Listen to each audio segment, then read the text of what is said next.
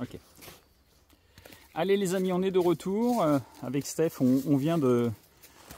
Alors je précise qu'on est chez nous, hein, on est dans nos parcelles. Hein, encore une fois, on ne fait pas ça n'importe où, chez n'importe qui. Donc là on est chez nous, on est sur des arbres qui nous appartiennent. Donc on a fait la pause pour le moment de 5 bouteilles. Alors on peut se rendre compte par exemple celle-là, elle est en place, pas mal, hein. Elle est en place depuis, allez, ça fait 10 minutes. À 10 minutes, un quart d'heure, il y a déjà l'équivalent d'un petit verre. Et on peut voir, hein, c'est vraiment transparent comme de l'eau de source. Hein. Et là, donc, c'est de l'eau d'érable, n'importe quoi, de l'eau de bouleau. Voilà. Donc là, on en a une bouteille ici. On va se déplacer. Ensuite, on en a là. Bah là, c'est pareil, il faut que c'est des bouteilles. Alors, le temps qu'on les installe à chaque fois, hein, de faire le trou, de mettre le petit bout de bâton, etc. Donc là, cette cadence-là, c'est des bouteilles, je peux venir dans 2 heures les retirer, elles sont pleines. Hein. Donc on en a installé une ici, on en a installé une ici. Alors encore une fois, je précise, hein, ça ne blesse absolument pas l'arbre, pour ne pas affaiblir l'arbre, hein, quand on est sur des arbres de ce diamètre-là.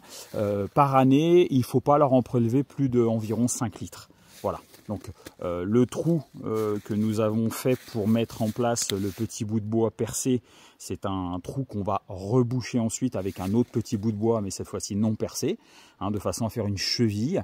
Et l'arbre va naturellement cicatriser autour de cette cheville. Et l'année d'après, eh bien, on peut se permettre de refaire un trou de l'autre côté de l'arbre et ainsi de suite. Hein, donc des bouleaux, on en a pas mal, hein, sur nos parcelles. Donc là, bon, on voulait faire l'essai de poser déjà 5 bouteilles. Et je pense que si le temps se prête, demain on viendra en mettre d'autres. Encore une fois, hein, plein de vertus, hein, sur l'eau de bouleau. Et je vous laisse regarder sur internet tout l'intérêt que peut avoir l'eau de bouleau, hein, notamment au niveau de la santé, au niveau détoxifiant. D'ailleurs, on conseille très souvent à la sortie de l'hiver, début de printemps, de faire une cure avec de l'eau de bouleau. Voilà, donc nous on va démarrer notre cure très certainement dès demain. Voilà, encore une fois, l'une des nombreuses vertus que la nature peut nous apporter. Hein, voilà, et ça fait aussi partie de toutes ces règles de vie autonome, d'autonomie, d'autosuffisance, que d'aller chercher ce que la nature peut nous donner.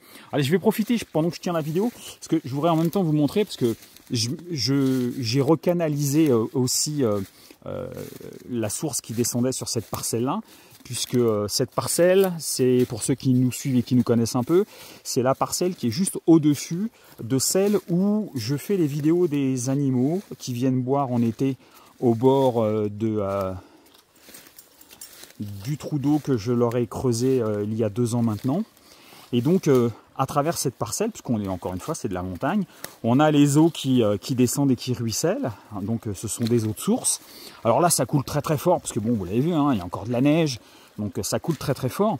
Mais c'est pas ça que je voulais vous montrer. C'était, moi, je m'émerveille toujours de ces phénomènes de la nature où l'eau jaillit littéralement du sol.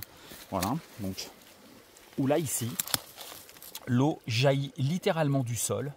Voilà, la source remonte directement ici et c'est cool. Et donc moi j'ai guidé cette source de façon à ce qu'elle redescende dans un fossé où j'ai créé un captage. Et ce captage me permet de renvoyer la source dans le bas de la grande parcelle en pente, là, tout en bas de cette parcelle, donc à peu près 300-400 mètres.